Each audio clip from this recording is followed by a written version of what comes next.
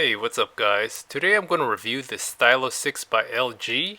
This is one of the affordable phones that LG has made, and it has a stylus. And so this is the 6th iteration of the Stylo 6. It competes against the Galaxy Note, but on a value basis. In 2020, the Stylo 6 was listed as one of the top 10 phones activated, which is really impressive considering that it's going against premium phones like Apple and Samsung, and a lot of those phones cost over $1,000, whereas this phone, it's only $270 new and unlocked on Amazon. So the price difference is huge, and it's definitely going for the budget conscious consumer. So I'll be going over this newest generation Stylus 6, and it launched in May of 2020. And I'm going to go over my impressions and whether you should buy this in 2021.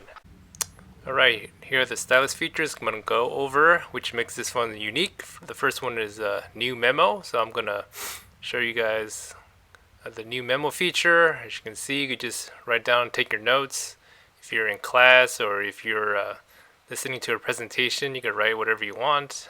Here's my poor handwriting. Saving is pretty easy, just click on the check mark.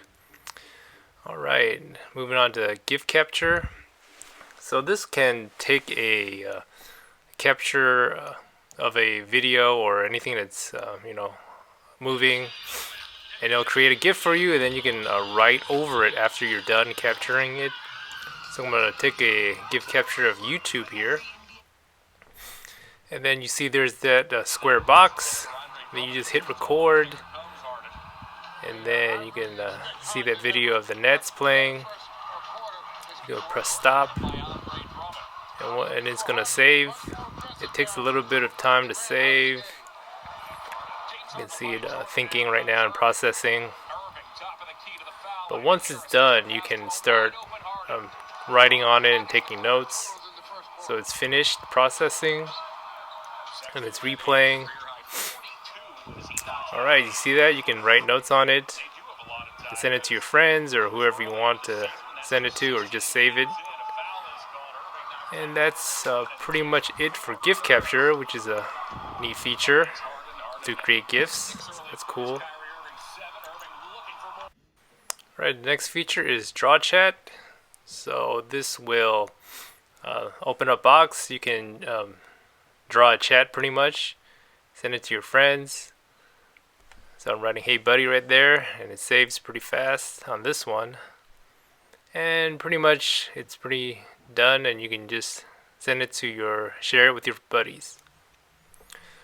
Alright, just scroll up.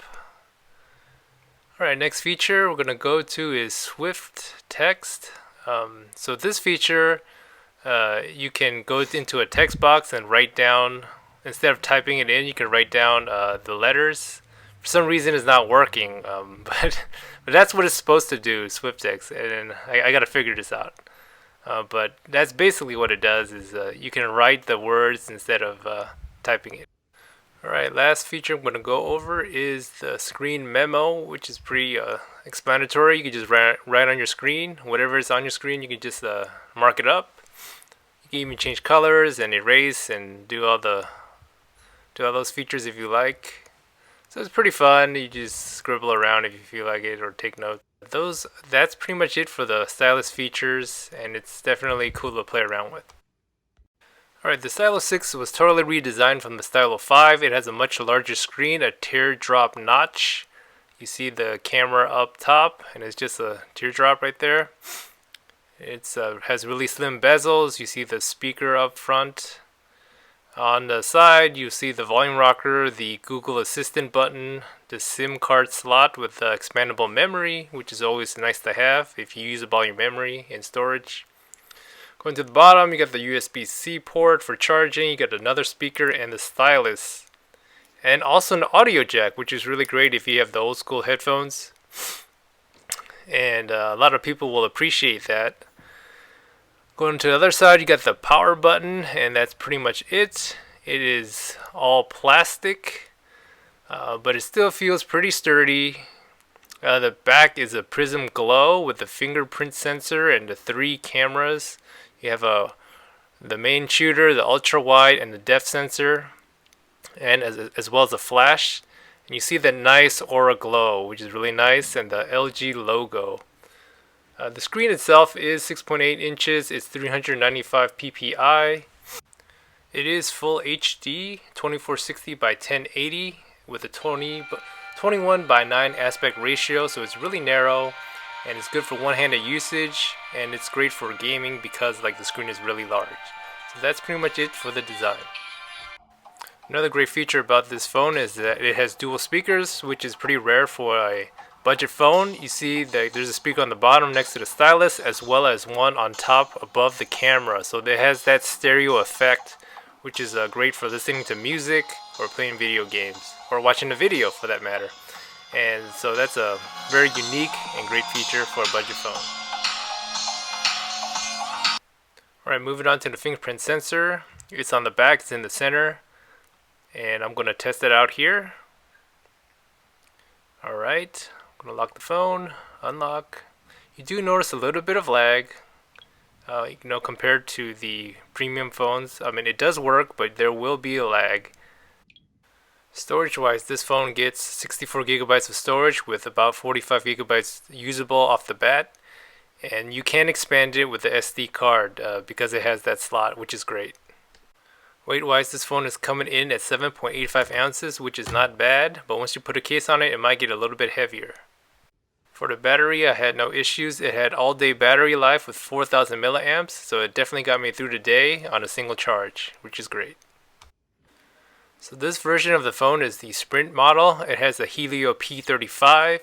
The performance was not bad. Like I have 10 tabs open right here. I was going through the web pages. I didn't really have any issues.